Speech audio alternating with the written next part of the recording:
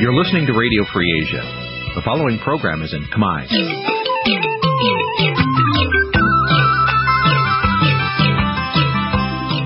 នេះជាកម្មវិធីផ្សាយវិទ្យុអាស៊ីសេរីនេះជាកម្មវិធីផ្សាយរបស់វិទ្យុអាស៊ីសេរីជាភាសាខ្មែរវិទ្យុអាស៊ីសេរីសូមស្វាគមន៍លោកអ្នកនាងទាំងអស់ពីរដ្ឋធានី Washington នៃសហរដ្ឋអាមេរិកចា៎នាងខ្ញុំមកសុធានីសូមជម្រាបសួរលោកអ្នកនាងកញ្ញាអ្នកស្ដាប់ទាំងអស់ពីរដ្ឋធានី Washington នាងខ្ញុំសូមជូនកម្មវិធីផ្សាយសម្រាប់ព្រឹកថ្ងៃពុធ8កើតខែបោះឆ្នាំម្សាញ់បញ្ញស័កពុទ្ធសករាជ2557ហើយដល់ត្រូវនៅថ្ងៃទី8ខែមករាគ្រិស្តសករាជ2014ចា៎លោកអ្នកនាងជាទីមេត្រីជាកិច្ចចាប់ផ្ដើមនេះនាងខ្ញុំសូមអញ្ជើញលោកអ្នកនាងកញ្ញាស្ដាប់ព័ត៌មានប្រចាំថ្ងៃ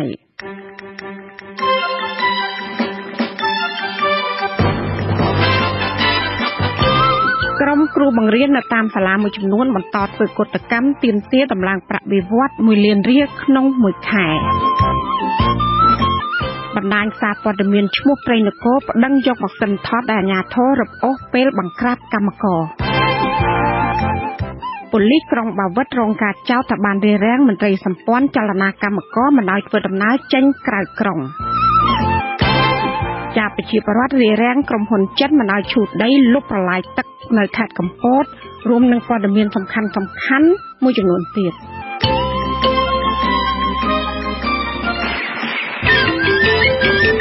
ជាបន្តទៅទៀតនេះនាងខ្ញុំមកសុធានីសូមជូនព័ត៌មានពិស្ដាក្រុមគ្រូបង្រៀននៅតាមសាលាមួយចំនួននៅទូទាំងប្រទេសបានប្រកាសបន្តធ្វើកតកម្មមិនចូលបង្រៀនសិស្សដើម្បីទាមទារឲ្យរដ្ឋាភិបាលដំឡើងប្រាក់បៀវត្សឲ្យបាន1លានរៀលក្នុងមួយខែការទាមទាររបស់គ្រូបង្រៀននៅមិនទាន់បានទទួលការឆ្លើយតបជាវិជ្ជមានពីសំណាក់ក្រសួងអប់រំនិងរដ្ឋាភិបាលនៅឡើយទេចាលោកដែនយុទ្ធជារាយការណ៍គ្រូបង្រៀនមួយចំនួនបានអះអាងថាដើម្បីឲ្យគុណភាពអប់រំនិងជីវភាពគ្រូបង្រៀនអាចរស់នៅមានសេចក្តីថ្លៃថ្នូរគឺទាមទារឲ្យរដ្ឋាភិបាលនិងស្ថាប័នពាក់ព័ន្ធដំឡើងប្រាក់ខែយ៉ាងតិច1លានរៀលក្នុងមួយខែសម្រាប់គ្រូបង្រៀនម្នាក់គ្រូបង្រៀននៅវិទ្យាល័យជ័យវរ្ម័នទី7ស្ថិតក្នុងស្រុកគៀនស្វាយខេត្តកណ្ដាលគឺអ្នកគ្រូអុកឆាយាវីបានឲ្យដឹងថារូបគាត់និងគ្រូបង្រៀនផ្សេងទៀតក្នុងសាលានេះបានធ្វើកតកម្មមិនបង្រៀនសិស្សកាលពីថ្ងៃច័ន្ទមកអ្នកគ្រូបន្តថានៅថ្ងៃពុធទី8ខែមករាគ្រូបង្រៀនមួយចំនួននៅវិទ្យាល័យនេះនឹងបន្តធ្វើកតកម្មមិនចូលបង្រៀនសិស្សតទៅទៀតដើម្បីស្នើរដ្ឋាភិបាលពិចារណាក្នុងការដំឡើងប្រាក់ខែឲ្យបាន1លានរៀលចំហរបស់ខ្ញុំការទាមទារប្រាក់ខែ1លានរៀលខ្ញុំនៅតែទាមទារលុះត្រាតែរដ្ឋាភិបាលដោះស្រាយឲ្យពួកខ្ញុំមានប្រាក់បៀវត្សសមរម្យទៅបានខ្ញុំចូលរៀនវិញមិនមែនមានតែគ្រូបង្រៀននៅតាមសាលាមួយចំនួននៅខេត្តកណ្ដាលទេដែលធ្វើកតកម្មមិនចូលបង្រៀនសិស្សដើម្បីទាមទាររដ្ឋាភិបាលដំឡើងប្រាក់ខែឲ្យបាន1លានរៀលក្នុងមួយខែ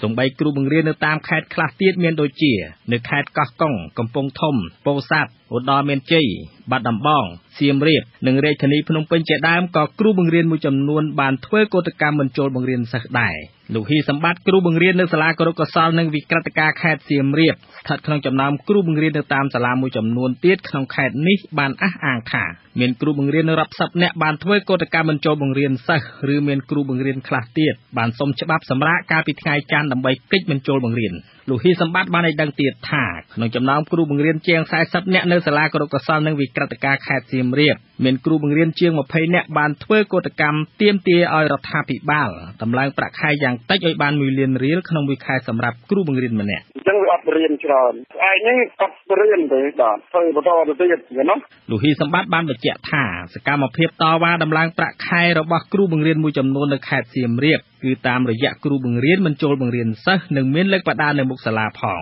លោកឲ្យដឹងថាសកម្មភាពតវ៉ារបស់ក្រុមគ្រូបង្រៀននៅខេត្តសៀមរាបត្រូវរងការគំរាមកំហែងពីសមត្ថកិច្ចនគរបាលនាយកសាលានិងប្រធានមន្ត្រីអប់រំជាដើមទាក់ទិនបញ្ហានេះលោកលីវអរ៉ានាយកសាលាគរុកោសល្យនិងវិក្រិតការខេត្តសៀមរាបបានប្រកែកមិនធ្វើអត្ថាធិប្បាយទេជុំវិញការទាមទារដំឡើងប្រាក់ខែ1លានរៀលរបស់ក្រុមគ្រូបង្រៀនតាមទូរស័ព្ទនៅថ្ងៃអង្គារទី7ខែមករាដោយឆ្លើយថាគ្មានពេលទំនេរ អត់មានលើបណ្ដាតែក៏លើតែក្តារទាំងតូចៗបញ្ហានេះដែរក្រុមគ្រូបង្រៀននៅខេត្តកោះកុងក៏បានឲ្យដឹងថាគ្រូបង្រៀននៅតាមសាលានានាក្នុងខេត្តនេះត្រូវនាយកសាលានិងថ្នាក់ដឹកនាំមន្ទីរអប់រំខេត្តគម្រាមបញ្ឈប់ពីបុគ្គលិកអប់រំឬពិន័យជាប្រាក់បើសិនជាគ្រូបង្រៀនណាម្នាក់ហ៊ានចេញមុខតវ៉ាធ្វើកោតកម្មទាមទារប្រាក់ខែ1លានរៀលនោះសម្រាប់យើងគេហៅប្រជុំបន្ទាន់ណាជុំគ្រូទាំងអស់ថាអត់ឲ្យនិយាយអីរឿងប៉ះពាល់នយោបាយអីអត់ឲ្យញញងអត់ឲ្យអីអញ្ចឹងណាតែថាបើសិនជាលើអីមានអ្នកណាញញងឬក៏ទៅចូលរួមបាតកម្មអីគេនោះតិចថាជាលុយជាអីឬក៏មកករណីធ្ងន់ធ្ងរអីអញ្ចឹងទៅគេក៏បញ្ឈប់ពីការងាររដ្ឋអីអញ្ចឹង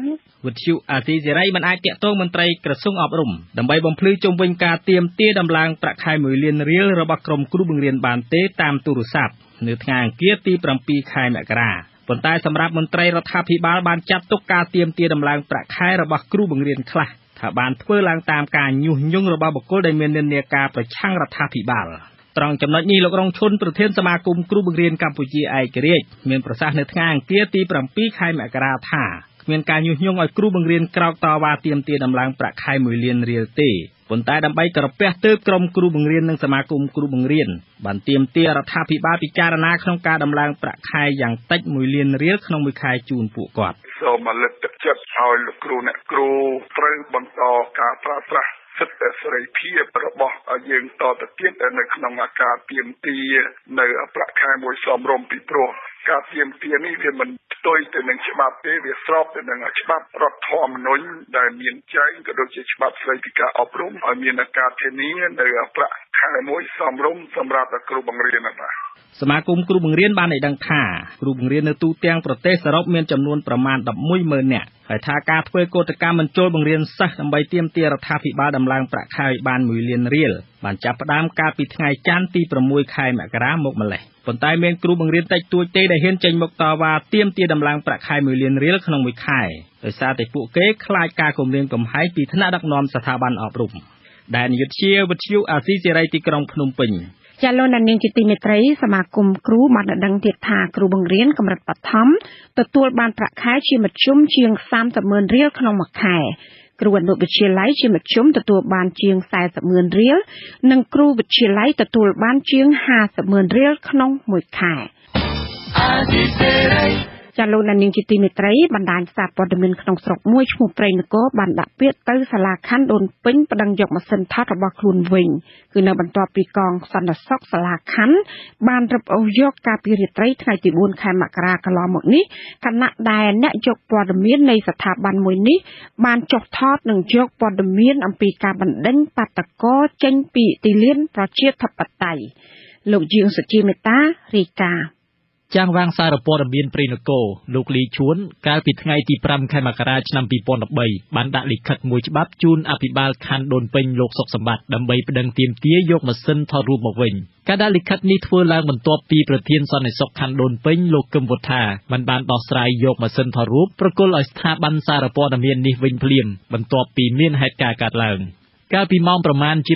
7:30 នាទីយប់ថ្ងៃទី4ខែមករាឆ្នាំ2014បុគ្គលិកយកព័ត៌មានរបស់សារព័ត៌មានព្រៃនគរម្នាក់ឈ្មោះសឿនចែងជឿនត្រូវបានកងសន្តិសុខសាលាខណ្ឌដូនពេញប្រើដំបងបុកចំចុងដង្ហើមរួចក៏ឆ្លៀតឱកាសឆក់យកម៉ាស៊ីនថតរូបមួយគ្រឿងយកទៅបាត់ក្នុងគណៈដែលលោកកំពុងយកព័ត៌មានខាងការស្ពាននាគក្បែរទីលានប្រជាធិបតេយ្យបន្ទាប់ពីបានឆក់យកម៉ាស៊ីនថតរួចលោកសឿនចែងជឿននិងអ្នកយកព័ត៌មានផ្សេងទៀតបានរត់តាមសុំយកម៉ាស៊ីនថតមកវិញរហូតដល់សាលាខណ្ឌដូនពេញតែកងសន្តិសុខមិនបានប្រគល់ឲ្យលោកវិញឡើយក្រោយមកប្រធានសន្តិសុខសាលាខណ្ឌដូនពេញលោកកឹមវុធាបានសន្យាថានឹងជួយស្វែងរកម៉ាស៊ីនថតរូបប្រគល់ឲ្យវិញតែក្រោយមកលោកកឹមវុធាមិនបានឆ្លើយតបចំពោះការទាមទារនេះឡើយវិទ្យុអាស៊ីសេរីនៅថ្ងៃទី7ខែមករាមិនអាចតាក់ទងប្រធានសន្តិសុខសាលាខណ្ឌដូនពេញលោកកឹមវុធាដើម្បីសុំការបំភ្លឺបន្ថែមបានទេ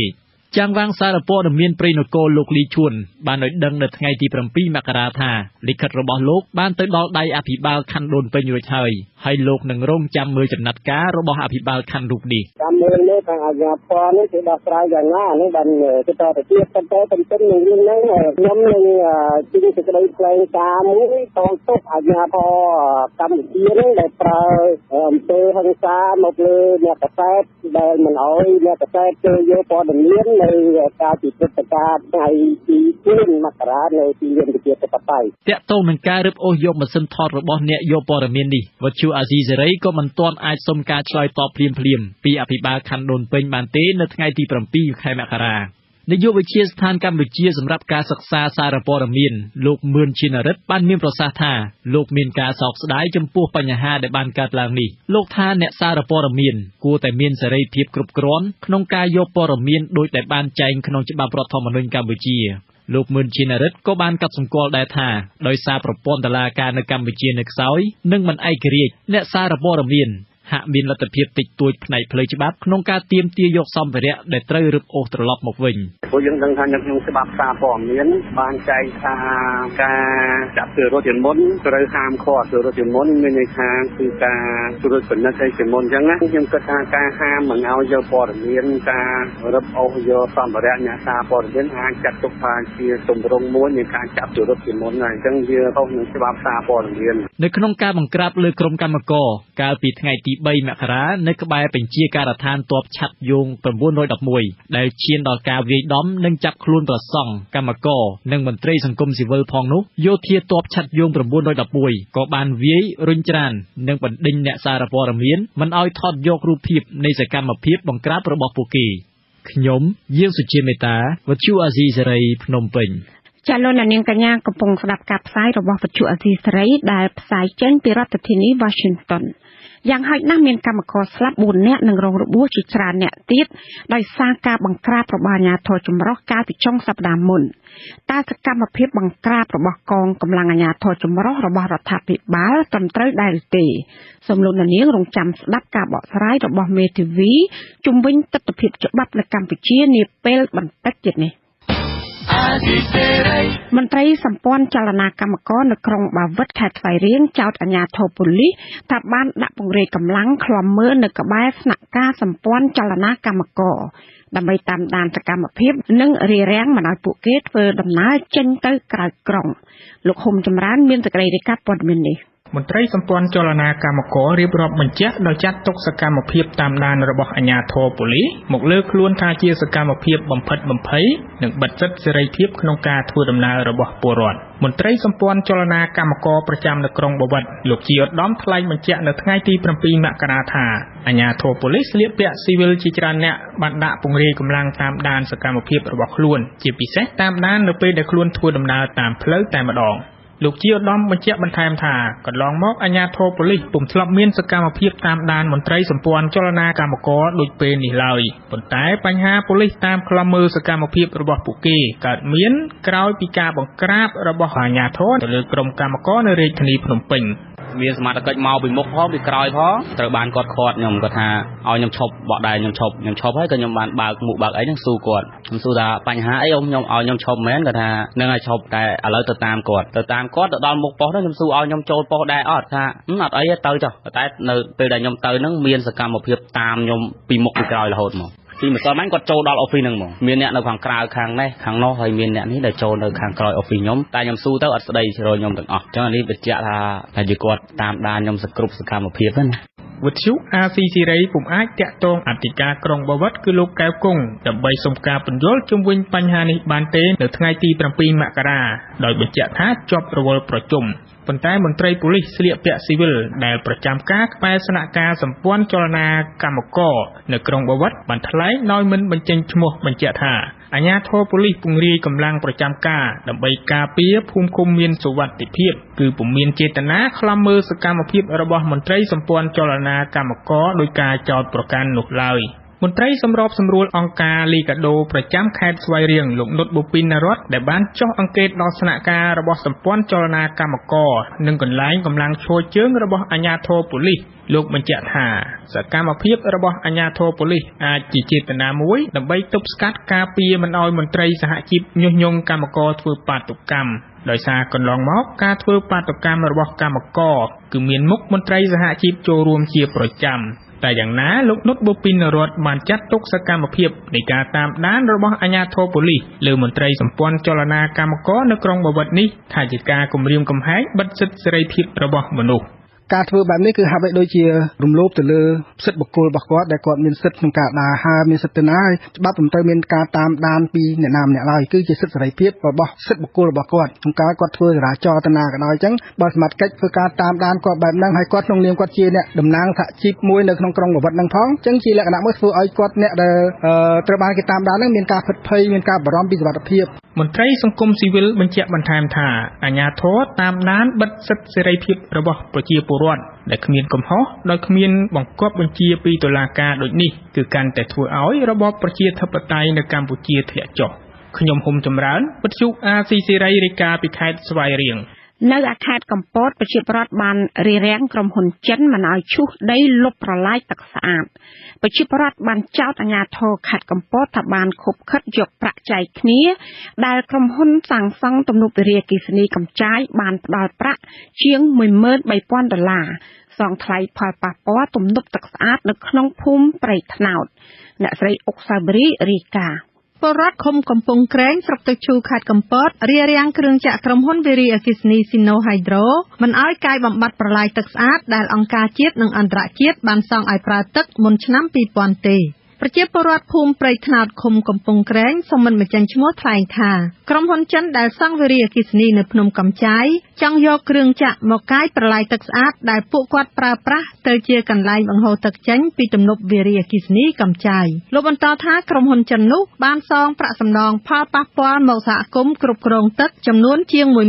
ប៉ុន្តែប្រាក់នោះសង្ស័យថាអាជ្ញាធរខេត្តឃុំនិងភូមិជាមន្ត្រីគណៈបកប្រជាជនកម្ពុជាបានដកយកចាយចិត្តអស់ហើយពីបរិវត្តគាត់ទុកចិត្តទាំងអស់គ្នាតែអញ្ចឹងទៅគាត់ក៏ឲ្យមេភូមិទៅបើកលុយដល់ទៅបើកលុយទៅមេភូមិហ្នឹងគាត់អត់បានយកលុយហ្នឹងយកមកអភិវឌ្ឍអីនៅក្នុងភូមិហ្នឹងទេគាត់បែរជាយកលុយទៅចាយវាដោយអត់មានបានប្រាប់ប្រជាពលរដ្ឋណាអតីតសហគមន៍គ្រប់គ្រងទឹកស្អាតភូមិព្រៃថ្នោតលោកកែមស៊ីនឿនឲ្យដឹងថាទំនប់ទឹកស្អាតបណ្ដោយ350ម៉ែត្រទទឹង10ម៉ែត្របានធ្វើរបងស្ពានលូទឹកជាអំណោយរបស់អង្គការសាវ៉ាអង្គការអត្តច័ន្ទក្រហមនិងកាកបាទក្រហមកម្ពុជាបានសង់ឲ្យប្រជាពលរដ្ឋភូមិព្រៃថ្នោតប្រើប្រាស់ទឹកស្អាតអំឡុងឆ្នាំ1999ទំនប់ទឹកស្អាតនោះបានកកើតក្រោយពីអ្នកភូមិព្រៃថ្នោតជាង20គ្រួសារបានផ្ដល់នៅដីដើមឈើផលដំណាំដើម្បីបង្កើតជាទំនប់ទឹកស្អាតនេះព្រោះខ្វះទឹកប្រើប្រាស់នៅពេលនោះប៉ុន្តែនៅពេលដែលក្រុមហ៊ុនចិនសង់ទំនប់វារីអគ្គិសនីសិក្សាពីការបង្វែរលំហូរទឹកពីទំនប់វារីអគ្គិសនីកំចាយ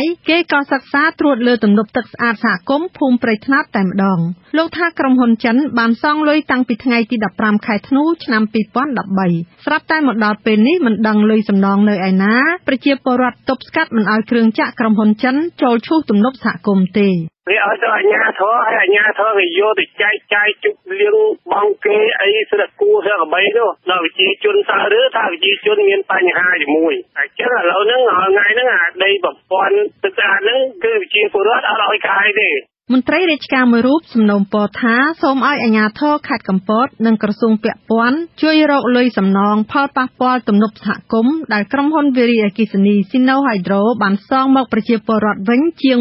$13,000នោះឲ្យបានដឹងផងថាលុយនោះនៅឯណាហើយបើចាយតើចាយទៅលើអ្វីផងពាក់ព័ន្ធការចោទនេះវិទ្យុអាស៊ីសេរីបានតាក់ទងអ្នកស្រីខនសុមាលីមេឃុំកំពង់ក្រែងប៉ុន្តែអ្នកលើកទូរស័ព្ទនោះអះអាងថាមិនមែនអ្នកស្រីមេឃុំទេបញ្ហានេះត្រូវជំទប់ទី1ឃុំកំពង់ក្រែងលោកហេងយន់បានឲ្យដឹងថាអាជ្ញាធរឃុំមិនបានទទួលប្រាក់នោះទេគឺក្រុមហ៊ុនចិនបានសងទៅអាជ្ញាធរខេត្តកំពតលោកថាទឹកប្រាក់ក្រុមហ៊ុនចិនសងជាង$13,300អាមេរិកក្នុងនោះតាមលោកដឹងមានការដកយកទៅចំណាយផ្សេងជាង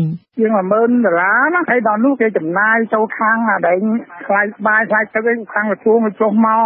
អីប៉ះពាល់ផលដំណាំរបស់ប្រជាពលរដ្ឋហ្នឹងគេទូទាត់ឲ្យប្រជាពលរដ្ឋហ្នឹងអីហើយអស់ហ្នឹងនៅសល់លុយហ្នឹងនឹងនៅសល់ប្រហែលពាន់ទេព្រោះឃុំខ្ញុំនេះអត់មានបានទទួលយកលុយហ្នឹងយកមកចែកចាយទេខាងក្រសួងគេហ្នឹងក៏ផលប៉ះពាល់គេអ្នកដោះស្រាយទេវិទ្យុអាស៊ីសេរីបានតាក់ទងអភិបាលខេត្តកំពតលោកខូចខុនហួរប៉ុន្តែលោកគ្រាន់តែស្ដាប់សំណួរក៏បិទទូរស័ព្ទទំនប់វារីអគ្គិសនីកំចាយគឺជាគម្រោងមួយក្នុងចំណោមគម្រោង5ដែលប្រទេសចិនប្រជាមានិតគ្រោងសង់វារីអគ្គិសនីនៅក្នុងប្រទេសកម្ពុជា ទំនប់វារីអគ្គិសនីកម្ពុជាមានការវិនិយោគរយៈពេល40ឆ្នាំរវាងក្រុមហ៊ុន Sino Hydro និងរាជរដ្ឋាភិបាលកម្ពុជាទំនប់វារីអគ្គិសនីកម្ពុជាចាប់ផ្ដើមសង់ពីឆ្នាំ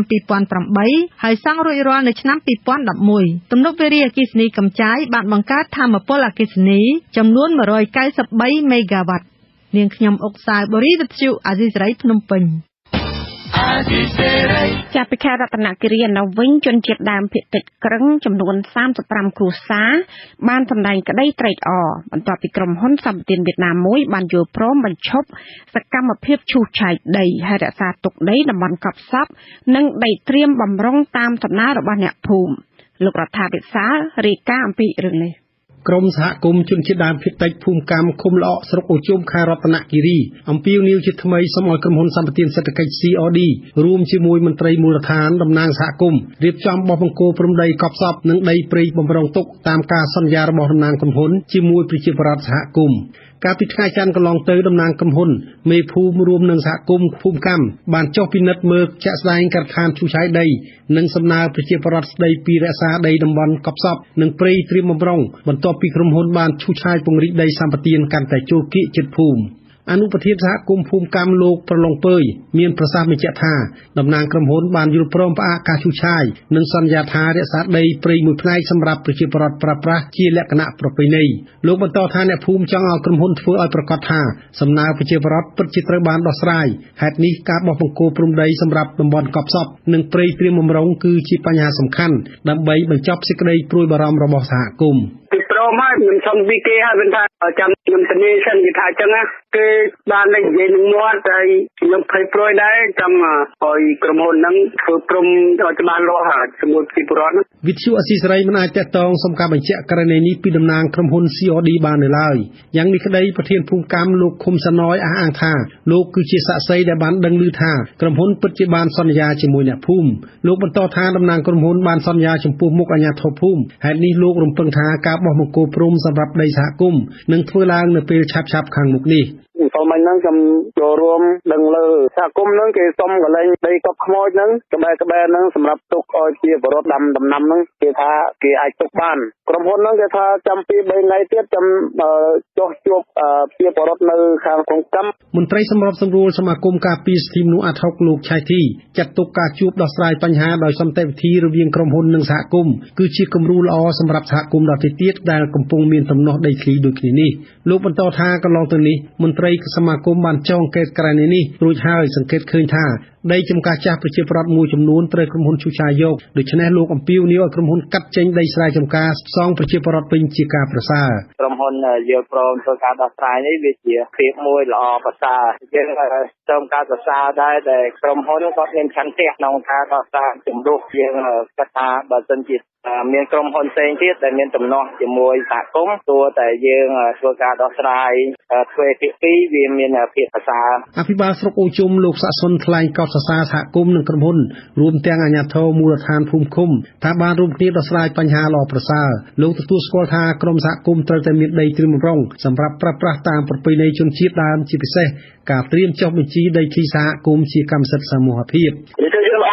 យើងកាត់បន្ថយមានបញ្ហាជាតាមផែនទីអានឹងដីរបស់កំពុងទុកសម្រាប់អ្នកដែលអត់បានមានដីដែលច្រឡំអាចស្វែងខ្លះណាសហគមន៍ភូមិកម្មបានចុះបញ្ជីបង្កើតសហគមន៍តាំងពីឆ្នាំ2010បច្ចុប្បន្នអ្នកភូមិក្រុងសូមចុះបញ្ជីដីសហគមន៍ជាកម្មសិទ្ធិសមូហភាពយ៉ាងនេះក្តីក្រុមសហគមន៍អាងថាដីព្រៃនិងដីចម្ការវិលជុំសហគមន៍មួយចំនួនធំត្រូវបានរាជរដ្ឋាភិបាលដាក់បញ្ចូលជាដីសម្បត្តិសេដ្ឋកិច្ចប្រគល់ទៅឲ្យក្រុមហ៊ុន COD ហេតុនេះក្រុមហ៊ុនបានឈូសឆាយយកដីសហគមន៍អស់មួយផ្នែកធំខ្ញុំរដ្ឋាវិសាលវិទ្យុអាស៊ីសេរីរាយការណ៍ពីខេត្តរតនគិរីចាលោកនាងជាទីមេត្រីនៅខេត្តបាត់ដំបងអង្គការក្រៅរដ្ឋាភិបាលដែលធ្វើការពាក់ព័ន្ធនឹងធនធានមច្ឆជាតិកំពុងព្រួយបារម្ភអំពីការកើនឡើងនៃបទល្មើសនេសាទនៅក្នុងបឹងទន្លេសាបហើយថាមានការបង្ក្រាបតិចតួចពីក្រមសមត្ថកិច្ចចាលោកហងសាយុទ្ធមានសេចក្តីរាយការណ៍ព័ត៌មាននេះប្រជានេសាទមួយចំនួននៅតំបន់ចុងគ្នាសង្កាត់សៀមរាបក្រុងសៀមរាបបានអះអាងថាសកម្មភាពនេសាទត្រីខុសច្បាប់ក្នុងបឹងទន្លេសាបជិតតំបន់ពួកគេរស់នៅកំពុងកើតមានជារៀងរាល់យប់ការនេសាទខុសច្បាប់នោះបានកើតមានតាំងតែពីរដូវបើកនេសាទកាលពីខែតុលាហើយនៅតែបន្តរហូតមកដល់ពេលនេះបុរសម្នាក់ក្នុងចំណោមអ្នកនេសាទជាច្រើនទៀតនៅតំបន់ចុងគ្នា គាត់បានមានប្រសាសន៍កាលពីរសៀលថ្ងៃច័ន្ទទី6 ខែមករាថាជារៀងរាល់យប់មានកណូតជាច្រើនគ្រឿងចេញនេសាទត្រីខុសច្បាប់ប្រជាពលរដ្ឋបានឃើញសកម្មភាពទាំងនេះហើយតែងរាយការណ៍ប្រាប់មន្ត្រីរដ្ឋបាលជលផលក៏ប៉ុន្តែមិនដែលឃើញមានការបង្ក្រាបទេវាចេញរឿងហើយទាំងយួនទាំងខ្មែរប្រលប់ក្លឹបវាចេញមកប្រក្រឹកកណូតដាតលេទាំងយួនខ្មែរ30កណូតជិត40កណូតម៉ាញ់ស៊ីបមានតែ2ថ្ងៃខ្លាំងជាងគេនៅម្ដុំពីអំជុំគ្នាយើងណាយំមិញខ្ញុំនៅគេដាតលេចំបុរសដដែលបានអះអាងថាតាមការសាកសួរអ្នកនេសាទខុសច្បាប់ខ្លះនិយាយថាគេបានបង់លុយចំនួន$200ទៅឲ្យមន្ត្រីរដ្ឋបាលជលផលក្នុងកណូតមួយគ្រឿងជាថ្នូរនឹងការមិនឲ្យបង្ក្រាបនៅពេលដែលពួកគេចេញនេសាទខុសច្បាប់ក្រុមប្រជានេសាទបានព្រមានថាគេកំពុងដើរប្រមូលស្នាមមេដាយពីប្រជាពលរដ្ឋឲ្យបាន100នាក់ដើម្បីធ្វើពាក្យបណ្ដឹងប្រឆាំងទៅនឹងសកម្មភាពនេសាទខុសច្បាប់ទាំងនោះនាយផ្នែករដ្ឋបាលជលផលចុងគ្នាលោកកែវស្រីសុភ័ក្របានបដិសេធចោលការអះអាងរបស់ប្រជាពលរដ្ឋដែលថាមានការនេសាទខុសច្បាប់នោះលោកកែវស្រីសុភ័ក្របានបញ្ជាក់ថាបឹងទន្លេសាបនៃតំបន់ចុងគ្នាមានទំហំតូចគឺលោកមិនជឿថាអាចប្រើកណូត 30-40 គ្រឿងធ្វើសកម្មភាពនេសាទខុសច្បាប់បានទេមន្ត្រីដដែលបានមានប្រសាសន៍បន្ថែមថាលោកនឹងក្រុមការងារតែងចុះល្បាតនៅក្នុងតំបន់នោះមិនដែលប្រទះឃើញការនេសាទត្រីខុសច្បាប់ឡើយមានទេយប់ពីថ្ងៃខ្ញុំចុះម្ដងកាលវាឃើញដឹកត្រីមកមែនគាត់ដឹកត្រីពីបាត់ដំបងឲ្យមកណាខ្ញុំតាមមើលទៅដូចអត់មានផងខ្ញុំតាមទៅយប់ពី3យប់ដែរណាទោះយ៉ាងណាលោកកែវស្រីសុភ័ក្របានទទួលស្គាល់ថាវាអាចមានការនេសាទខុសច្បាប់តិចតួចនៅពេលដែលសមត្ថកិច្ចឆក់ល្វែងក៏ប៉ុន្តែមិនមែនមន្ត្រីជំនាញទទួលសំណូកជាលុយកាក់ហើយមិនបង្ក្រាបដោយអ្នកភូមិចោទប្រកាន់នោះទេមន្ត្រីសម្របសម្រួលកម្មវិធីបឹងទន្លេសាបរបស់អង្គការសម្ព័ន្ធភាពដើម្បីអភិរក្សធនធានជលផលលោកមេងប៊ុនលីបានមានប្រសាសន៍ថាជាការពិតពេលបច្ចុប្បន្នលោកតែងទទួលបានព័ត៌មានពីប្រជាពលរដ្ឋថាបទល្មើសនេសាទកំពុងកើតមាននៅតាមតំបន់ជាច្រើននៃខេត្តសៀមរាបខេត្តពោធិ៍សាត់បាត់ដំបងកំពង់ធំនិងកំពង់ឆ្នាំងបទល្មើសទាំងនោះជួនកាលមានការបង្ក្រាបខ្លះនិងជួនកាលអាចមានការត្រូវរៅគ្នារវាងអ្នកនេសាទខុសច្បាប់ជាមួយសមត្ថកិច្ចហើយបទល្មើសនេសាទទាំងនោះមិនមានការបង្ក្រាបទេអង្គការសម្ព័ន្ធភាពដើម្បីអភិរក្សធនធានជលផលបានឲ្យដឹងថាកាលពីពាក់កណ្ដាលខែធ្នូគេធ្លាប់រាយការណ៍អំពីបទល្មើសនេសាទជាច្រើនករណីនៅក្នុងបឹងទន្លេសាបក៏ប៉ុន្តែរហូតមកដល់ពេលនេះនាយកដ្ឋានរដ្ឋបាលជលផលមិនទាន់ឆ្លើយតបយ៉ាងណានៅឡើយខ្ញុំហងសាវយុទ្ធវិទ្យុអាស៊ីសេរីរាយការណ៍ពីខេត្តសៀមរាបប្រធានពន្ធនាគារខេត្តមណ្ឌលគិរីកាលពីថ្ងៃអង្គារទី7ខែមករាអំពាវនាវឲ្យប្រជាពលរដ្ឋផ្តល់ព័ត៌មានពីអត្តសញ្ញាណឆ្មាំពន្ធនាគារដែលចម្រិតទារប្រាក់ពីប្រជាពលរដ្ឋអ្នកចូលសួរសុខទុក្ខសាច់ញាតិកំពុងជាប់ឃុំនៅក្នុងពន្ធនាគារការអំពាវនាវនេះធ្វើឡើងនៅបន្ទាប់ពីស្ត្រីជនជាតិដើមភាគតិចទំពួនរស់នៅភូមិជីមៀតស្រុកកោះញែកអ្នកស្រីស៊ូឌៀមកាលពីថ្ងៃច័ន្ទបានចោទឆ្មាំពន្ធនាគារថាបានចម្រិតទារប្រាក់ចំនួន1លានរៀលជាថ្នូរនឹងការអនុញ្ញាតឲ្យចូលជួបសួរសុខទុក្ខប្តីដែលជាប់ក្នុងពន្ធនាគារខេត្តនេះប្រធានពន្ធនាគារខេត្តមណ្ឌលគិរីលោកអានកំលែងបដិសេធថាមិនមានគោលការណ៍ឲ្យឆ្មាំពន្ធនាគារណាម្នាក់ទារប្រាក់ពីប្រជាពលរដ្ឋដែលទៅសួរសុខទុក្ខសាច់ញាតិជាប់ឃុំនៅក្នុងពន្ធនាគារនេះឡើយលោកបញ្ជាក់ថាមន្ត្រីពន្ធនាគារអនុញ្ញាតឲ្យសាច់ញាតិអ្នកជាប់ឃុំចូលសួរសុខទុក្ខផ្ដល់ចំណីអាហារក្នុងមួយសប្តាហ៍ម្ដងគឺនៅរៀងរាល់ថ្ងៃសុក្រដោយមិនមានតម្រូវឲ្យបង់ប្រាក់អ្វីឡើយសម័យខ្លួននឹងចូលខ្លួនមកដាក់ពាក្យបណ្ដឹងចំពោះមកខ្ញុំដើម្បីឲ្យនឹងមានមូលដ្ឋានហៅមន្ត្រីនឹងមកធ្វើការឬក៏ខ្ញុំធ្វើរបាយការណ៍ដើម្បីដាក់ពិន័យទៅលើគាត់ខ្ញុំមិនហាមឃាត់ទេឬការសុំលុយកាក់អញ្ចឹងប៉ុន្តែមិនឲ្យលើសពី2000ទេបរិយមកកញ្ចប់ប៉ុន្តែមួយលានខ្ញុំដូចអត់ជឿដែរចាលោកអានកំលែងអះអាងថាលោកនឹងស៊ើបអង្កេតករណីអ្នកស្រីស៊ូឌៀមហើយបើសិនបើករណីនេះជាការពិតលោកនឹងដាក់ពិន័យមន្ត្រីដែលបានប្រព្រឹត្តខុសគោលការណ៍វិន័យរបស់ពន្ធនាគារលោកបន្តថាប្រជាពលរដ្ឋមានបញ្ហាអាចផ្ដល់ព័ត៌មានផ្ទាល់តាមរយៈទូរស័ព្ទលោកលេខ097 616 1111លោកនាងកញ្ញាទៅបានស្ដាប់ព័ត៌មានប្រចាំថ្ងៃរបស់វិទ្យុអាស៊ីសេរីដែលជម្រាបជូនដល់នាងខ្ញុំម៉ៅសុធានីសូមលោកនាងរងចាំស្ដាប់សេចក្តីរាយការណ៍ផ្សេងៗទៀតនៅក្នុងការផ្សាយរបស់យើងនាពេលបន្តិចទៀតនេះ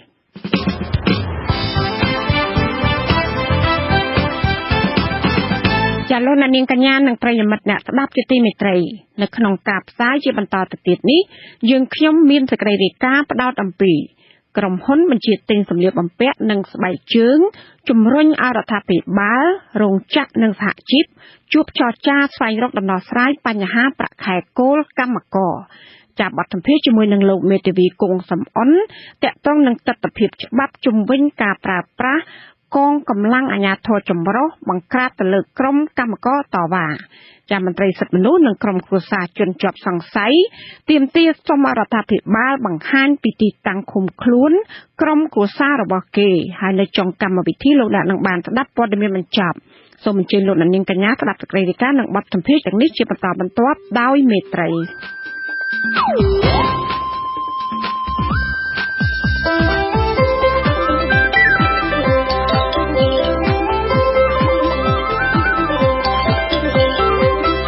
សេចក្តីរាយការណ៍ពិស្ដា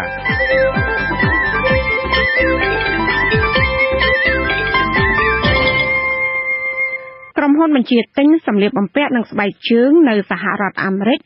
និងសហភាពអឺរ៉ុបកាលពីថ្ងៃអង្គារទី7ខែមករាបានសម្ដែងការសោកស្ដាយចំពោះការបង្ក្រាបហិង្សារបស់កងកម្លាំងប្រដាប់អាវុធទៅលើក្រុមកម្មករដែលធ្វើបាតកម្មទាមទារប្រាក់ខែគោល$160ក្រុមហ៊ុនទាំងនោះបានស្នើឲ្យកងកម្លាំងប្រដាប់អាវុធធានាសុវត្ថិភាពកម្មករហើយរដ្ឋាភិបាលរោងចក្រនិងតំណាងសហជីពត្រូវស្វែងរកដំណោះស្រាយបញ្ហាប្រាក់ខែគោលឲ្យបានឆាប់ៗចាប់ពីរដ្ឋធានី Washington លោកយុនសមៀនរាយការណ៍ក្រុមហ៊ុនល្បីៗនៅសហរដ្ឋអាមេរិកនិងអឺរ៉ុបដូចជា Gap, Adidas, Puma និង H&M បានចុះហត្ថលេខាលើសេចក្តីថ្លែងការណ៍រួមគ្នាមួយស្នើលោកនាយករដ្ឋមន្ត្រីហ៊ុនសែនតំណាងរោងចក្រនិងសហជីពត្រូវបន្តចរចាដោយស្មោះត្រង់ដើម្បីដោះស្រាយបញ្ហាប្រាក់ខែគោលនិងបញ្ឈប់ជាបន្ទាន់នៅរាល់អំពើហិង្សាដើម្បីឲ្យកម្មករអាចចូលធ្វើការងារវិញបានដោយគ្មានការភ័យខ្លាចក្រុមហ៊ុនទាំងនោះក៏បានបង្ហាញការគាំទ្រចំពោះយន្តការស្វែងរកដំណោះស្រាយកំណត់ប្រាក់ខែគោលគ្រប់ទៅតាមលក្ខខណ្ឌអន្តរជាតិដើម្បីកាត់បន្ថយជម្លោះការងារសេចក្តីថ្លែងការណ៍ក៏បានប្រកាសប្រឆាំងការប្រើប្រាស់អំពើហិង្សាទៅលើកម្មករនិងការប្រើប្រាស់កងកម្លាំងប្រដាប់អាវុធបង្ក្រាបលើកម្មករមន្ត្រីជាន់ខ្ពស់នៃមជ្ឈមណ្ឌលអប់រំច្បាប់សម្រាប់សហគមន៍លោកមឿនដុល្លារមានប្រសាសន៍ថារដ្ឋាភិបាលនឹងអាចស្ដាប់សម្ពាធរបស់ក្រុមហ៊ុនបញ្ជាទិញសម្លៀកបំពាក់ដោយសារតែវិស័យកាត់ដេរសម្លៀកបំពាក់និងស្បែកជើងអាចរកចំណូលបានច្រើនឲ្យប្រទេសកម្ពុជាលោកបន្តទៀតថាការបង្ក្រាបដោយហិង្សាទៅលើក្រុមកម្មករនឹងអាចប៉ះពាល់ដល់កិត្តិយសក្រុមហ៊ុនបញ្ជាទិញសម្លៀកបំពាក់នៅលើផ្សារអន្តរជាតិហើយប្រសិនបើអំពើហិង្សានៅតែបន្តកើតឡើងក្រុមហ៊ុនទាំងនោះនឹងអាចឈប់ធ្វើពាណិជ្ជកម្មនៅទីផ្សារកម្ពុជាសម្ពាធរបស់អ្នកបញ្ជាទិញហ្នឹងខ្ញុំគិតថារដ្ឋាភិបាលអាចនឹងពិចារណាក្នុងការដោះលែងសកម្មជនសហជីពក៏ដូចជាអ្នកដែលត្រូវបានចាប់ខ្លួនកន្លងមកហ្នឹងហើយងាកមកសម្របសម្រួលឲ្យមានការជជែកគ្នាអំពីប្រាក់ចំណេញឡើងវិញកាលពីថ្ងៃទី3មករាកងកម្លាំងប្រដាប់អាវុធរបស់រដ្ឋាភិបាលត្រូវគេជឿថាបានប្រើប្រាស់អាវុធគ្រាប់ពិតបាញ់ប្រហារទៅលើក្រុមកម្មករដែលបាតកម្មទាមទារដំឡើងប្រាក់ខែគោលនៅលើផ្លូវវែងស្រេងកម្មករ4នាក់ប្រភពខ្លះថា5នាក់បានស្លាប់និងរងរបួសប្រមាណ40នាក់និងចាប់ខ្លួនមួយចំនួនទៀតមន្ត្រីនាំពាក្យក្រុមហ៊ុនសម្លៀកបំពាក់ H&M លោក Andrea Ross បានប្រាប់វិទ្យុអាស៊ីសេរីថាក្រុមហ៊ុនប្រឆាំងទៅនឹងការប្រើប្រាស់អំពើហិង្សាដោះស្រាយវិវាទការងារហើយសង្ឃឹមថាចំនួនការងារនឹងអាចដោះស្រាយបានក្នុងពេលឆាប់ៗខាងមុខតាមរយៈការចរចាដោយស្មោះត្រង់លោកបន្តថាក្រុមហ៊ុនសម្លៀកបំពាក់ H&M នឹងបន្តធ្វើពាណិជ្ជកម្មនៅកម្ពុជា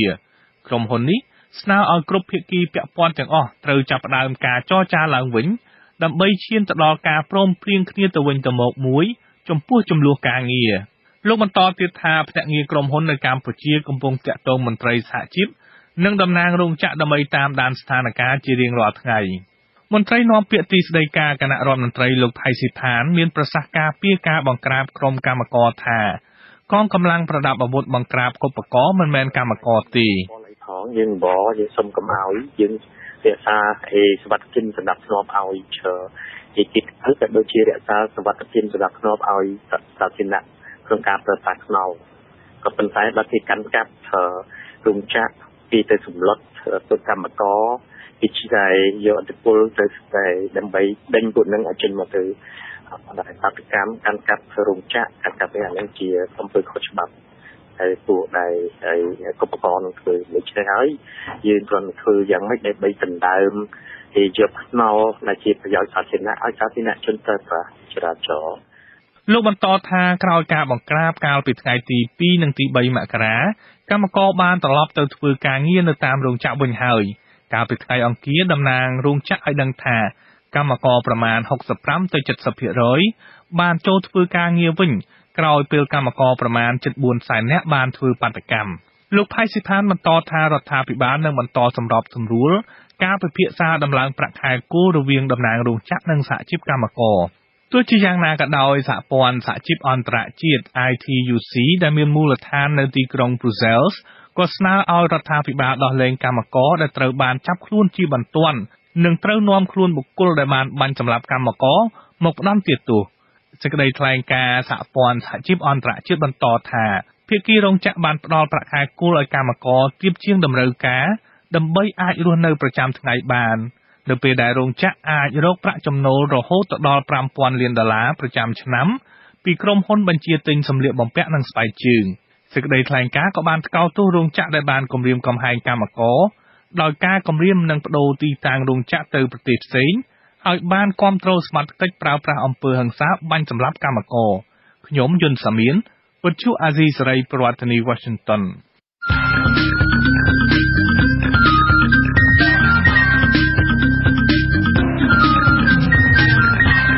បទសម្ភាសន៍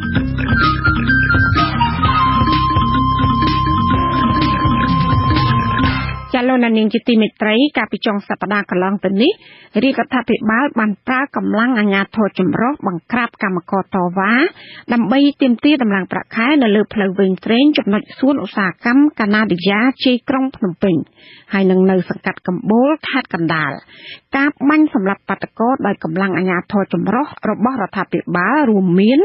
កងរាជអាវុធហត្ថប៉ូលីសនិងទាហានប្រដាប់ដោយកាំភ្លើងខែដំបងនិងបំពង់ទីបខុសនឹងច្បាប់បែបណាចាសសូមអញ្ជើញស្ដាប់កិច្ចសម្ភាសន៍របស់លោកជីវតាជាមួយនឹងលោកមេធាវីគង់សំអនជុំវិញបញ្ហានេះដូចតទៅអរគុណហើយលោកមេធាវីគង់សំអនដែលបានឆ្លៀតឱកាសមកជួយបកស្រាយចម្ងល់នានារបស់ខ្ញុំបាទទាក់ទងនឹងទស្សនវិជ្ជាច្បាប់ពាក់ព័ន្ធនឹងការប្រើកម្លាំងអាជ្ញាធរទៅលើកម្មកររហូតដល់មានការបាត់បង់ជីវិត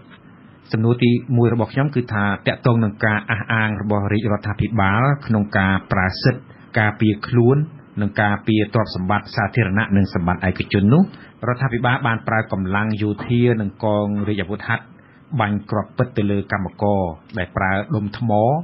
បណ្ដាលឲ្យស្លាប់និងរបួសជាច្រើនអ្នកបាទតាក់ទងនឹងផ្លូវច្បាប់ចំពោះកម្លាំងទាំងពីរនេះតើសមាមាត្រនឹងគ្នាឬទេបាទចង់និយាយថាមួយខាងប្រើដុំថ្មហើយមួយខាងទៀតប្រើកាំភ្លើងបាញ់តើលោកយល់យ៉ាងណាដែរបាទរដ្ឋធម្មនុញ្ញបានអនុញ្ញាតឲ្យមានការប្រើប្រាស់សេរីភាពតាមរយៈការធ្វើបាតកម្មដោយអហិង្សានេះជាគោលបាទឥឡូវយើងពិនិត្យទៅលើភាពជាក់ស្ដែងនៃសាច់រឿងដែលកើតឡើងក្នុងរយៈពេលប្រហែលថ្ងៃកន្លងមកនេះករណីដែលកើតឡើងនៅតាមបណ្ដោយផ្លូវវែងស្រេងកាលពីថ្ងៃទី3ខែមករាឆ្នាំ2014កន្លងទៅនេះបាទយើងត្រូវពិនិត្យជាបឋមទៅលើស្ថានភាពជាក់ស្ដែងថាតើបាតុករ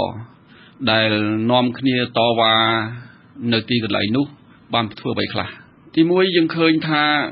តាមព័ត៌មានដែលថាក្រុមបាតុករកំពុងតែធ្វើការតវ៉ាដោយអហិង្សាដោយការបង្ហាញនៅកាយវិការឧទាហរណ៍ដូចជារាំច្រៀងជាដើមដែលមិនបង្កការរំខានទៅដល់អ្នកជិតខាងឬមិនបង្កការរំខានទៅដល់សាធារណជនទេឧទាហរណ៍ថាមិនបានធ្វើឲ្យស្ទះផ្លូវឬក៏មិនធ្វើឲ្យខូចខាតទ្រព្យសម្បត្តិរបស់អ្នកដទៃឬក៏អាយុជីវិតរបស់អ្នកដទៃវាជាបាតុកម្មដោយអហិង្សាដែលច្បាប់អនុញ្ញាតអញ្ចឹងកាលណាច្បាប់អនុញ្ញាតគឺវាអត់ខុសនឹងច្បាប់ទេចង់បញ្ជាក់អង្គហេតុនេះគឺថាមុនដំបូងគឺនៅថ្ងៃសុក្រហ្នឹងកន្លងទៅនេះហ្នឹងតាមប្រភពផ្សេងៗហើយតាមការប្រមូលព័ត៌មានរបស់ខ្ញុំហ្នឹងគឺក្រុមកម្មករនៅម្ដុំសួនឧស្សាហកម្មកាណាឌីយ៉ាផ្លូវវែងស្រេងហ្នឹងគឺរសៀលថ្ងៃនោះកំពុងតែរាំច្រៀងចាក់ធុងបាសអីហ្នឹងដើម្បីសម្ដែងការតវ៉ាទាមទារដំឡើងប្រាក់ខែឲ្យបាន$160ក្នុងមួយខែ ដោយអហិង្សាបាទនៅពេលនោះម៉ោង 7:04 ហ្នឹងគឺស្រាប់តែមានកម្លាំងកងរាជអាវុធហត្ថហ្នឹងបានចុះទៅ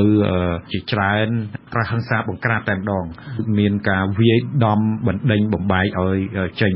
ពេលនោះហើយដែលធ្វើឲ្យកម្មករទាំងអស់នោះមានកំហឹងឡើងក៏បានចាប់ដាក់បិទផ្លូវតែម្ដងបិទផ្លូវនៅល្ងាចហ្នឹងយប់នោះបាទមានដុតកង់ឡានដុតសាំងដុតអីរហូតព្រឹកស្អែកគឺថ្ងៃសៅរ៍កម្លាំងអាជ្ញាធរក៏ចុះទៅទៀតពេលនោះចាប់មានហិង្សាប្រឆាំងនឹងគ្នាតទល់នឹងគ្នាគឺក្រុមកម្មករប្រើដុំថ្មគប់មកលើកម្លាំងអាជ្ញាធរពេលនោះហើយកម្លាំងអាជ្ញាធរបានប្រើខែលផងដំបងផងហើយគាត់បាញ់គ្រាប់ពិតផងបណ្ដាលឲ្យមានកម្មករស្លាប់និងរបួសជាច្រើនអ្នកអញ្ចឹងសំណួររបស់ខ្ញុំចង់ដឹងថាតើការប្រើប្រាស់កម្លាំងរបស់អាជ្ញាធរដែលប្រើអាវុធក៏ជាកំភ្លើងបាញ់គ្រាប់ពិតហើយនឹងកម្មករប្រើដុំថ្មដែលបណ្ដាលឲ្យស្លាប់នេះលោកយល់យ៉ាងណាដែរបាទយើងពិនិត្យទៅលើអាវុធដែលប្រើប្រាស់ទាំងពីរភាគីក្នុងការចុះបង្ក្រាបបើកាលណាកម្មករធ្វើបាតកម្មដោយអហិង្សាបើសិនជាប៉ះពាល់ដល់សណ្ដាប់ធ្នាប់សាធារណៈសមត្ថកិច្ចដំណាក់កាលដំបូងគឺជួយដំណឹងទៅកម្មករអំពីការបញ្ឈប់សកម្មភាពរបស់ខ្លួនហ្នឹងបើសិនជាប៉ះពាល់ដល់សណ្ដាប់ធ្នាប់សាធារណៈពីព្រោះបាតកម្មមួយដែលធ្វើដោយអហិង្សាបើដើម្បីបញ្ឈប់បានគឺគាត់ទៅជួយដំណឹងទៅគេអាចចាក់ចែងបានហើយមិនបាច់ទៅវាយដំទេអានេះជាដំណាក់កាលដំបូងណាបាទតែក៏ប៉ុន្តែក្នុងករណីដែលមានការប្រឆាំងបាទបានន័យថាការប្រើកម្លាំងតបតមកសមត្ថកិច្ចវិញអាហ្នឹងខាងសមត្ថកិច្ចគេមានសិទ្ធិប្រើប្រាស់កម្លាំងដើម្បីបណ្ដេញចេញបាទបណ្ដេញចេញនោះប្រើកម្លាំងយ៉ាងម៉េចតើកម្លាំងបែបណាដែលហៅថាកម្លាំងអាចថាសមាមាត្រអាចទទួលយកបានឥឡូវយើងពិនិត្យមើលទៅលើភាពជាក់ស្ដែងដែលបានកើតឡើងនៅសួនកណ្ដាលយាផ្លូវវិញស្រីនេះវិញតាមលោកមានប្រសាសន៍មិញគឺថាសមត្ថកិច្ចបានប្រើខែលដំបងនិងអាវុធដើម្បីបណ្ដេញក្រុមបាតុករទាំងអស់នោះបាទហើយក្រុមបាតុករបានប្រើដុំថ្មដើម្បីតបតមកសមត្ថកិច្ចវិញឥឡូវយើងពិនិត្យទៅលើដុំថ្មណាដែលប្រើប្រាស់ដោយកម្មករដុំថ្មវាអាចយើងមើលឃើញដុំថ្មដែលនៅរាយប៉ាយតាមខ្នល់ណាវាមានទំហំប៉ុណ្ណាហើយគេប្រើដោយមួយដេចណាគេគប់យ៉ាងម៉េចបើយើងពិនិត្យមើលទៅដុំថ្មអាចយកមកវាយមនុស្សបើយើងគប់លើមនុស្សឬវាយលើមនុស្សក៏វាអាចឲ្យស្លាប់បានដែរបាទអានេះវាគេហៅថាជាអាវុធមួយដែលអាចសម្លាប់មនុស្សបានដូចគ្នា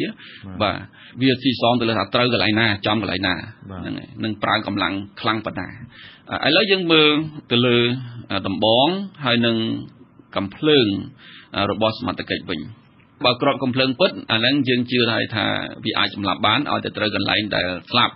យើងឃើញថាកម្លាំងអាវុធទាំងពីរដុំថ្មហើយនឹងកំភ្លើងគឺអាចសម្លាប់មនុស្សបានដូចគ្នាក៏ប៉ុន្តែឱកាសនៃការសម្លាប់បើយើងឲ្យលម្អិតទៅទៀតណាថាតើកម្មករប្រមាណអ្នកដែលបានគប់ដុំថ្មមកលើសមត្ថកិច្ចហើយគប់ដុំថ្មនោះចំនួនប្រមាណហើយកំភ្លើងដែលសមត្ថកិច្ចបានបាញ់ក្របកំភ្លើងទៅលើកម្មករវិញវាច្រើនប៉ុណ្ណាហើយការបាញ់នោះបាញ់យ៉ាងម៉េចអានោះវានៅលើការប្រើប្រាស់ជាក់ស្ដែងទៀតឧទាហរណ៍ថាបើកម្មករគាត់ធ្វើបាតកម្មគាត់សុកចិត្តគាត់ខឹងការបណ្ដេញហ្នឹងហើយគាត់យកដុំថ្មគប់មកលើសមត្ថកិច្ចដែលព្យាយាមបណ្ដេញគាត់ចេញគាត់គប់ក្នុងចង្ងាយមួយដែលថា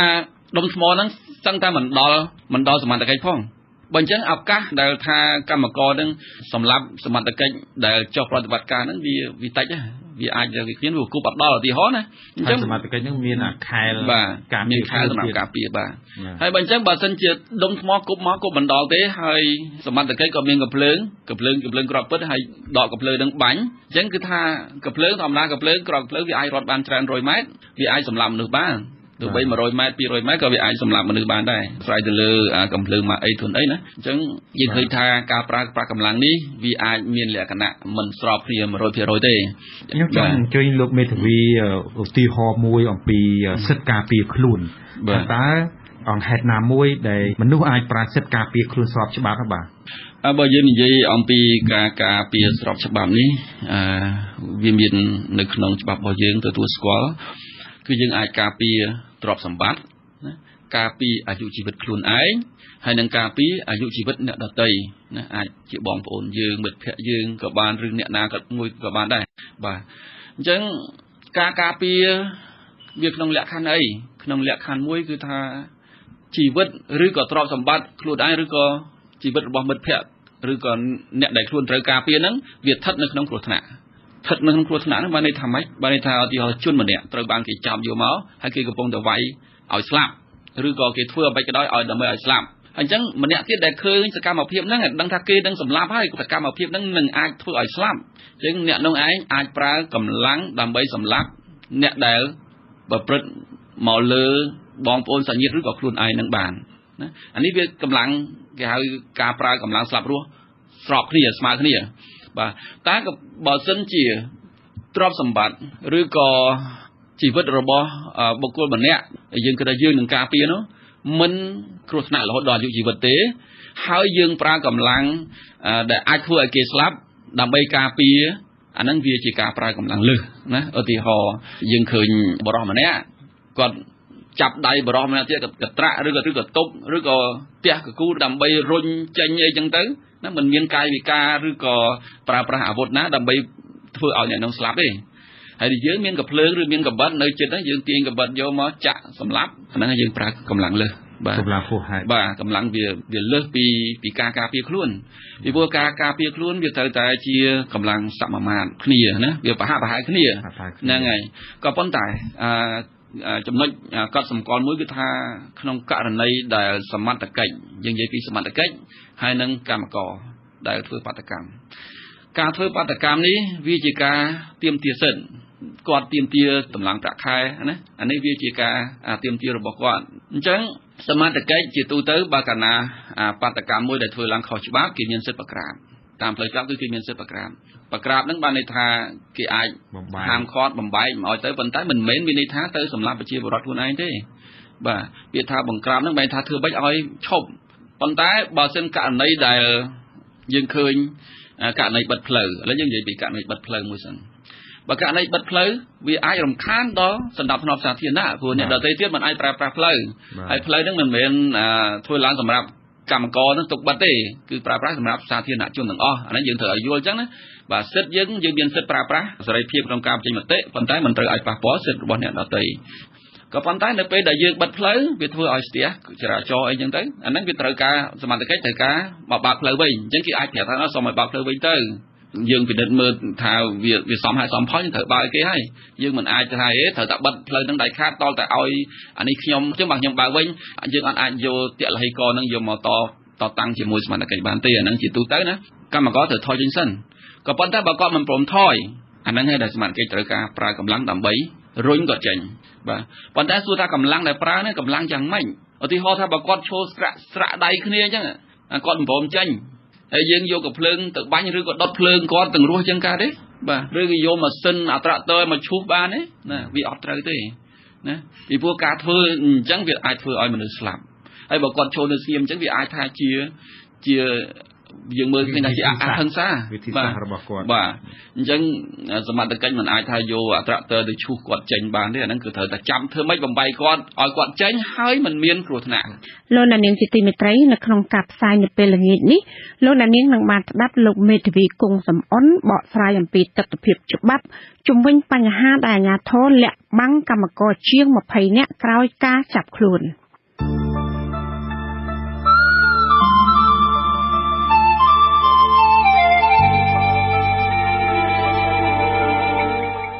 ក្រុមគ្រួសារកម្មករនិងមន្ត្រីសង្គមស៊ីវិលប្រមាណជាង20នាក់ដែលអាជ្ញាធរមានសមត្ថកិច្ចចាប់ខ្លួនកាលពីថ្ងៃទី2និងទី3ខែមករារហូតមកដល់ពេលនេះនៅពុំទាន់បានដឹងថាពួកគេត្រូវឃុំខ្លួននៅពន្ធនាគារណាមួយពិតប្រាកដនោះទេមន្ត្រីសិទ្ធិមនុស្សនិងអ្នកពាក់ព័ន្ធជាពិសេសគ្រួសារជនជាប់សង្ស័យបានទាមទារសូមឲ្យរដ្ឋាភិបាលបង្ហាញពីទីតាំងឃុំខ្លួននិងអនុញ្ញាតឲ្យក្រុមគ្រួសារព្រមទាំងមេធាវីបានចូលជួបសួរសុខទុក្ខពីព្រោះថាពួកគាត់ម្នាក់សុទ្ធតែមានជំងឺប្រចាំកាយហើយត្រូវបានសមត្ថកិច្ចវាយដំឲ្យមានរបួសយ៉ាងធ្ងន់ធ្ងរលោកសេកបណ្ឌិតមានសេចក្តីរាយការណ៍មន្ត្រីសិទ្ធិមនុស្សបានហៅការឃុំខ្លួនមន្ត្រីអង្គការមិនមែនរដ្ឋាភិបាលនិងកម្មករប្រមាណជា20នាក់នោះស្ថិតនៅក្នុងភាពអាថ៌កំបាំងរំលោភសិទ្ធិមនុស្សនិងខុសនីតិវិធីក្នុងចំណោមមន្ត្រីអង្គការមិនមែនរដ្ឋាភិបាលដែលធ្វើការផ្នែកលើកស្ទួយសិទ្ធិមនុស្សនិងកម្មករទាំងនោះមានលោកវ៉ាន់ពៅប្រធានសមាគមប្រជាធិបតេយ្យឯករាជ្យនិងសេដ្ឋកិច្ចក្រៅប្រព័ន្ធមួយរូបផង ដែលត្រូវចាប់ខ្លួនក្នុងព្រឹត្តិការណ៍កងកម្លាំងប្រដាប់អាវុធបង្ក្រាបបាតកម្មកម្មករដែលចេញធ្វើបាតកម្មនៅតំបន់សេដ្ឋកិច្ចពិសេសក្នុងសង្កាត់កំបូលខណ្ឌពោធិ៍សែនជ័យកាលពីព្រឹកថ្ងៃទី2ខែមករានិងនៅសួនកាណាឌីយ៉ាតាមបណ្ដោយផ្លូវវែងស្រេងសង្កាត់ចំចៅកាលពីថ្ងៃទី3ខែមករាដើម្បីតវ៉ាទាមទារដំឡើងប្រាក់ខែ$160មន្ត្រីជាន់ខ្ពស់នៃអង្គការសិទ្ធិមនុស្សលីកាដូលោកអំសំអាតមានប្រសាសន៍ថារហូតមកដល់ពេលនេះរយៈពេលពេញមួយសប្តាហ៍ទៅហើយក្រុមគ្រួសារនិងមន្ត្រីសិទ្ធិមនុស្សពុំទាន់ដឹងព័ត៌មានច្បាស់លាស់អំពីទីតាំងឃុំខ្លួននោះទេដោយខ្លះថាកំពុងឃុំខ្លួននៅពន្ធនាគារក្នុងខេត្តពោធិ៍សាត់ហើយខ្លះទៀតថាកំពុងឃុំខ្លួននៅពន្ធនាគារក្នុងខេត្តកំពង់ចាមក៏ប៉ុន្តែពុំទាន់មានការបញ្ជាក់ពីមន្ត្រីពន្ធនាគារថាជាការពិតឬក៏យ៉ាងណានោះទេយើងឃើញមានអ្នកពន្ធនាគារនៅក្នុងក៏ទូរស័ព្ទមកហើយក្រុមគ្រួសារគាត់ក៏ទទួលបានពីព័ត៌មានផ្សេងៗមកប៉ុន្តែមិនទាន់មានអ្នកណាមួយបានជួបពួកគាត់ទៅឡើយបាទសូម្បីតែមេធាវីក៏នៅដែរណាបាទមេធាវីក៏នៅតែមេធាវីបានជួបតុលាការបានជួបអគ្គនាយកដ្ឋានពន្ធនាគារប៉ុន្តែនៅតែមិនបង្ហាញកន្លែងឃុំខ្លួនរបស់អ្នកទាំងអស់នឹងនៅឡើយបាទលោកបន្តថានៅក្នុងដីកាឃុំខ្លួនរបស់ចៅក្រមមានលក្ខណៈចម្លែកពីដីកាឃុំខ្លួនជនជាប់ចោទដទៃទៀតពីព្រោះនៅក្នុងដីកាឃុំខ្លួនគឺសម្រាប់ឲ្យឃុំខ្លួននៅពន្ធនាគារនៃអគ្គនាយកដ្ឋានពន្ធនាគារអញ្ចឹងមិនដឹងជាពន្ធនាគារណាមួយព្រោះពន្ធនាគារនៃអគ្គនាយកដ្ឋានពន្ធនាគារវាមានច្រើនបាទអានេះហើយដែលជាអកំបាំងមួយតែខុសពីរឿងដទៃគឺគេចែកមកគេថាបើឃុំនៅពន្ធនាគារណាមួយគេដាក់ចំឈ្មោះហ្មងប៉ុន្តែអ្នកទាំង23នាក់នេះគឺអត់បានដាក់ឈ្មោះទេគឺដាក់ឲ្យឃុំខ្លួននៅពន្ធនាគារនៃអគ្គនាយកដ្ឋានពន្ធនាគារអញ្ចឹងគេអាចឃុំខ្លួននៅពន្ធនាគារណាមួយក៏បានដែរអានេះដែលជាអកំបាំងបំផុត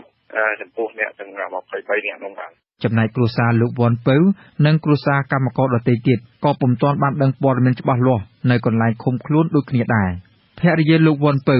គឺលោកស្រីប្រាក់សវណ្ណារីមានប្រសាសន៍នៅថ្ងៃអង្គារទី7ខែមករាថាលោកស្រីផ្ទាល់រហូតមកដល់ពេលនេះក៏ពុំទាន់ដឹងថាប្តីរបស់គាត់ត្រូវឃុំខ្លួននៅទីណានិងមានស្ថានភាពរស់នៅយ៉ាងណានោះទេមកដល់ពេលនេះខ្ញុំបានឮដូចគ្នាពីអ្នកដែលគេស្គាល់យើងដែលគេចូលចិត្តអាណិតស្រឡាញ់យើងដែលអាណិតស្វាមីខ្ញុំគេបានប្រាប់ដែរថាម្ដងថានៅពោធិ៍សាត់ទៅម្ដងគេថានៅកំពង់ចាមតែថ្លុងអីអញ្ចឹងទៅតែអ្វីដែលពិតប្រាកដនោះគឺវាមិនទាន់ពិតប្រាកដទេដោយសារតែខាងប្តីខ្ញុំគឺមានមេធាវីតែពេលអញ្ចឹងហើយគឺកាតព្វកិច្ចរបស់មេធាវីគឺអាចដឹងថាកូនក្តីខ្លួនឯងនៅទីណាឲ្យពិតប្រាកដតែមកដល់ពេលនេះមេធាវីគាត់នៅតែបដិសេធជាមួយយើងថាខាងព្រះរាជអាជ្ញាគេមិនបញ្ជាក់ប្រាប់យើងថាមកដល់ពេលនេះគាត់នៅឯណាអ្នកស្រីបានថ្លែងពីការឈឺចាប់ដែលក្រុមកម្លាំងប្រដាប់អាវុធនៃកងទាហានឆ័ត្រយូង911ដែលបានចាប់ប្តីគាត់និងវាយដំធ្វើទរណកម្មដោយសត្វធាតុគាត់វាយបំពៅយ៉ាងសាហាវបំផុតនៅពេលដែលគាត់មិនបានតដៃទេទាំងអស់នៅពេលដែលគេចាប់គាត់គឺគាត់បានបោះដៃទៅខាងក្រោយហើយតែបែរជាទាញគាត់មកវាយគាត់2 3ដបងខ្ញុំឃើញច្បាស់គឺកំពុងទេពហើយនៅពេលដែលវាយគាត់ដួលស្លាប់នឹងដីហើយបានទាញជើងគាត់ច្រាស់ចូលទៅដល់ខាងក្នុងទៅទៀតក្នុងរោងចក្រតែម្ដងហើយនៅពេលដែលខ្ញុំបានទៅជួបគាត់នៅតុលាការហ្នឹងគឺខ្ញុំបានសួរគាត់បន្តគាត់ថានៅពេលដែលគាត់ភ្ញាក់ដឹងខ្លួនហើយគេបានទាត់គាត់ថែមទៅទៀតអ្វីដែលខ្ញុំបានឃើញនោះគឺគាត់ក្បាលរបស់គាត់ត្រូវបែកខាងក្រោយក្បាលហ្នឹងដេក9ធ្នេហើយខ្លួនប្រាណរបស់គាត់ហ្នឹងត្រូវបានគេទាត់នឹងសុសសាច់អ្វីដែលសាហាវបំផុតនោះគឺគេទាត់ចំនៅកន្លែងដែលគាត់ទុំតែវះហើយខ្ញុំបានសួរគាត់ថាគាត់ពិបាកនឹងការដើរសំបីតាមការអង្គុយការដេកគឺគាត់ពិបាកទាំងអស់ដោយសារតែគេទាត់ចំនៅកន្លែងដែលគាត់ទុំតែវះលោកស្រីបញ្ជាក់ថាមុនពេលចាប់ខ្លួនលោកវ៉ាន់ពៅមានជំងឺប្រចាំកាយធ្ងន់ធ្ងរនិងត្រូវលេបថ្នាំជាប្រចាំដោយសារគាត់មានជំងឺមហារីកដុំសាច់នៅក្រលៀនដែលទើបនឹងវះកាត់ហើយនិងរោគពោះវៀនក្រពះគឺមានពងបែកនៅក្នុងនោះហើយត្រូវលេបថ្នាំព្យាបាលរាល់ថ្ងៃលោកស្រីបន្តថាដោយសភាពជំងឺបែបនេះហើយទើបគាត់ស្នើសុំឲ្យមន្ត្រីពន្ធនាគារឬរដ្ឋាភិបាលបញ្ជាក់ឲ្យបានច្បាស់ថាប្តីគាត់នៅទីណាឲ្យពិតប្រាកដសូមឲ្យមានសេវាពេទ្យព្យាបាលនិងសូមឲ្យមានមេធាវីចូលជួបការពារក្តីគាត់តាមផ្លូវច្បាប់ចំណែកគ្រួសារលោកថេងសាវឿនដែលជាមន្ត្រីសង្គមស៊ីវិលម្នាក់ទៀតនោះក៏កំពុងមានក្តីបារម្ភដូចគ្នានេះដែរឥឡូវសំខាន់ខ្ញុំគ្រាន់តែចង់ដឹងថាគាត់នៅកន្លែងណាមានពេទ្យមើលគាត់អត់សំខាន់ហើយណាមួយមិនដឹងថាគាត់បានអីផ្លាស់ប្ដូរអត់ព្រោះកៅអៅពួកគាត់តាំងពីថ្ងៃចាំមកដល់ឥឡូវហ្នឹងតែមកកាផ្លេហ្នឹងគាត់មិនដឹងថាគេឲ្យសម្ភារៈគាត់ប្រើប្រាស់អត់ទេហើយណាមួយបាយទឹកគាត់ហូបអត់ទៅបានទេគាត់អាលីអំពងកគាត់ញ៉ាំបានតែរបស់តុនតុនទេ វិទ្យុអាស៊ីសេរីបានព្យាយាមតាក់ទងទៅមន្ត្រីជាន់ខ្ពស់នៃអគ្គនាយកដ្ឋានពន្ធនាគារនៅថ្ងៃអង្គារទី7មករាដើម្បីសូមការបញ្ជាក់ថាកម្មករនិងមន្ត្រីសង្គមស៊ីវិលសរុបប្រមាណ23នាក់នោះកំពុងឃុំខ្លួននៅទីណាខ្លះនិងមានសុខភាពយ៉ាងណាក៏ប៉ុន្តែមន្ត្រីទាំងនោះពុំធ្វើអត្ថាធិប្បាយបញ្ជាក់ថាយ៉ាងណានោះទេមន្ត្រីសិទ្ធិមនុស្សលោកអំសំអាតមានប្រសាសន៍ថាការឃុំខ្លួនជនសង្ស័យអស់រយៈពេលជាច្រើនថ្ងៃបែបនេះដោយមិនឲ្យដំណឹងមកក្រុមគ្រួសារចូលជួបនិងមិនឲ្យមានសេវាមេធាវីដើម្បីប្រឹក្សាផ្នែកច្បាប់នោះជាការរំលោភសិទ្ធិធ្ងន់ធ្ងរទៅលើក្រុមគ្រួសារនិងជនជាប់ចោទម្យ៉ាងការលាក់បាំងកន្លែងឃុំខ្លួននោះទៀតសោតក៏ជាប្រការមួយខុសច្បាប់ធ្ងន់ធ្ងរដែរលោកបន្តថាចំពោះការបិទបាំងកន្លែងឃុំខ្លួននេះបើសិនជាមានបញ្ហាអ្វីមួយកើតឡើងចំពោះជនសង្ស័យរដ្ឋាភិបាលនិងតុលាការត្រូវទទួលខុសត្រូវហើយករណីបែបនេះបានធ្វើឲ្យមតិជាតិនិងអន្តរជាតិរិះគន់ថាតុលាការនៅប្រទេសកម្ពុជាពុំទាន់ឯករាជ្យទេរឿងដែលពាក់ព័ន្ធនឹងការបង្ក្រាបដល់ក្រមសមត្ថកិច្ចយើងចាប់យើងអីហើយយើងឃុំហេតុអីក៏មិនប្រាប់គេថាឃុំនៅណាអានឹងដោយសារអីដោយសារតែគេមើលឃើញធ្វើឲ្យគេយល់ថាតុលាការស្ថិតនៅក្រោមឥទ្ធិពលនៃអ្នកនយោបាយនៃអាជ្ញាធរបាទហ្នឹងគឺបង្ហាញពីចំណែកគ្រាចុងប្រធានអង្គការនៃក្រមអ្នកច្បាប់ការពារសិទ្ធិកម្ពុជាលោកសុកសំអឿនបានពន្យល់តាមផ្លូវច្បាប់ថាការឃុំខ្លួនជនជាប់ចោទដោយមិនអាចជួបអ្នកណាម្នាក់នោះគឺមានរយៈពេលតែ24ម៉ោងទេតែគ្រាន់24ម៉ោងត្រូវតែមានសិទ្ធិជួបចឹងណាហើយដល់យើងបិទអាមិនឲ្យជួបចឹងអានឹងមានន័យថាវារំលោភសិទ្ធិរំលោភក្រមនីតិវិធីព្រំសងខ្លួនឯងទោះយ៉ាងណាក្តីមន្ត្រីសិទ្ធិមនុស្សបានឲ្យដឹងថានៅថ្ងៃពុធទី8មករាមន្ត្រីនៃឧត្តមស្នងការអង្គការសហប្រជាជាតិទទួលបន្ទុកសិទ្ធិមនុស្សប្រចាំនៅកម្ពុជារួមជាមួយនឹងអង្គការសិទ្ធិមនុស្សនៅក្នុងស្រុកមួយចំនួនទៀតនឹងធ្វើដំណើរទៅកាន់ពន្ធនាគារមួយចំនួនដែលគេសង្ស័យថាមានឃុំខ្លួនជនសង្ស័យនៅទីនោះដើម្បីសូមជួបប្រស័យតាក់ទងនិងពិនិត្យស្ថានភាពជនសង្ស័យទាំងនោះខ្ញុំសេកបណ្ឌិតវិទ្យុអាស៊ីសេរីភ្នំពេញ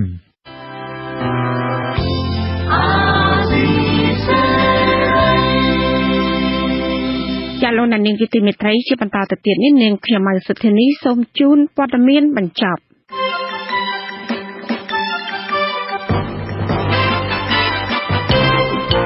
ក្រុមគ្រូបង្រៀននៅតាមសាលាមួយចំនួននៅទូទាំងប្រទេសបានប្រកាសបន្តធ្វើកោតកម្មមិនចូលបង្រៀនសិស្សដើម្បីទាមទារឲ្យរដ្ឋាភិបាលដំឡើងប្រាក់បៀវត្សឲ្យបាន1លានរៀលក្នុងមួយខែការទាមទាររបស់គ្រូបង្រៀននៅមិនទាន់បានទទួលការឆ្លើយតបជាវិជ្ជមានពីសំណាក់ក្រសួងអប់រំនិងរដ្ឋាភិបាលនៅឡើយទេបណ្ដាញសារព័ត៌មានក្នុងស្រុកមួយឈ្មោះព្រៃនគរបានដាក់ពាក្យទៅសាលាខណ្ឌដូនពេញប្តឹងយកម៉ាស៊ីនថតរបស់ខ្លួនមកវិញបន្ទាប់ពីកងសន្តិសុខសាលាខណ្ឌរឹបអូសយកកាលពីរាត្រីថ្ងៃទី4ខែមករាកន្លងមកនេះ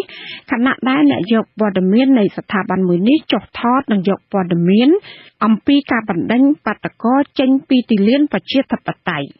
មន្ត្រីសម្ព័ន្ធចលនាកម្មករនៅក្រុងបាវិតខេត្តប៉ៃរៀងចោទអាជ្ញាធរប៉ូលីសថាបានដាក់ពង្រាយកម្លាំងឃ្លាំមើលនៅក្បែរថ្នាក់ការសម្ព័ន្ធចលនាកម្មករដើម្បីតាមដានសកម្មភាព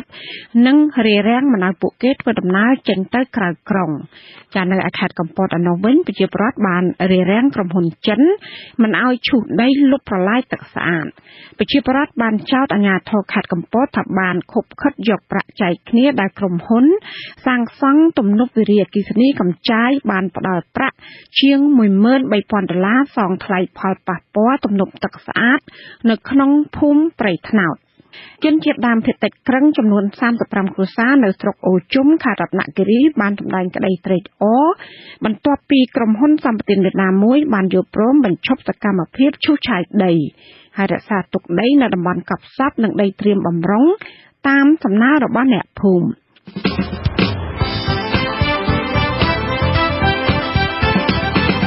ចាលោកនាងជាទីមេត្រីកម្មវិធីផ្សាយរយៈពេល1ម៉ោងនៃវិទ្យុអាស៊ីសេរីជាភាសាខ្មែរសម្រាប់ពេលនេះសូមបញ្ចប់តែប៉ុណ្ណេះយើងខ្ញុំទាំងអស់គ្នាសូមជូនពរដល់លោកនាងព្រមទាំងក្រុមគ្រួសារទាំងអស់សូមជួបប្រកបតែនឹងសេចក្តីសុខសេចក្តីចម្រើនជានិរន្តរ៍ចានាងខ្ញុំម៉ៃសុធានីព្រមទាំងក្រុមការងារទាំងអស់នៃវិទ្យុអាស៊ីសេរីសូមអរគុណនិងសូមជម្រាបលា